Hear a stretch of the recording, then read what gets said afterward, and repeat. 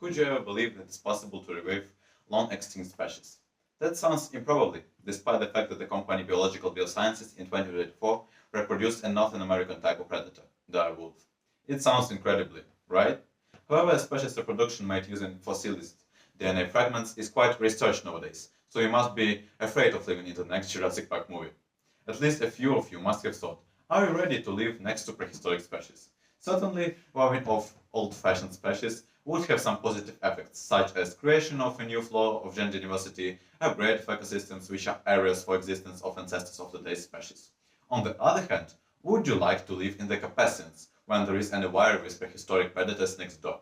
Wouldn't you think twice before going through a step where there could be several thousand years old bison or wisent? I guess the question is rhetorical. We must remember that it's not a doll which would do any of our indications, but an organism whose behavior is impossible to predict or move. Because we don't know how to deal with this one. We are not his contemporaries. Probably the most obvious benefit from such a wonder is the huge increase in number of tourists. Because who wouldn't want to look at a resurrected animal ancestor, which might have had a great influence of imports and the national budget. So, creation of observation desks where tourists wouldn't have distracted an animal, all types of merchandise like books and souvenirs might have caused formation of new walkers.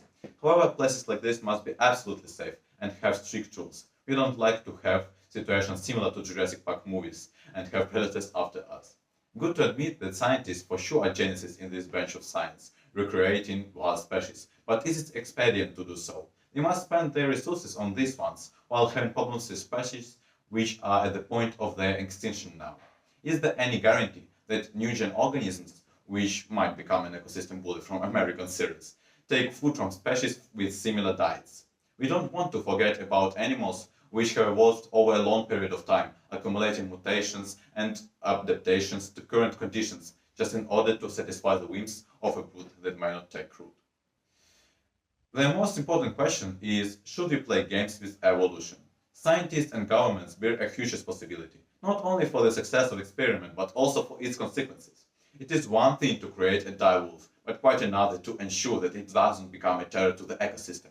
So, reproduction is direwolf is not only one news worthy of fame and honor, but the basis of a new question. Should we develop it more and more? In other words, we are able to do almost everything we want, but should we do everything we may?